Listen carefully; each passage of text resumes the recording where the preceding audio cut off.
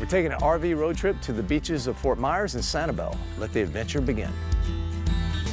Routine is the enemy of creativity, but to hone a craft takes practice.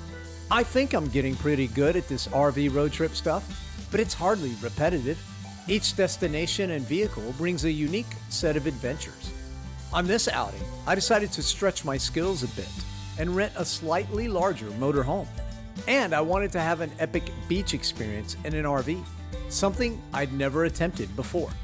I knew very little about the southwest coast of Florida and the picturesque area of Fort Myers and Sanibel. That needs to change. Let's stretch our minds, our skills, and our hearts. It's time for an RV road trip to the beaches of Fort Myers and Sanibel.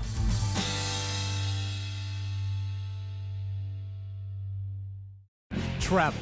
For some, it's a luxurious escape, or maybe an adrenaline-filled adventure. But if you're like me, it's a precious opportunity to discover and to give back.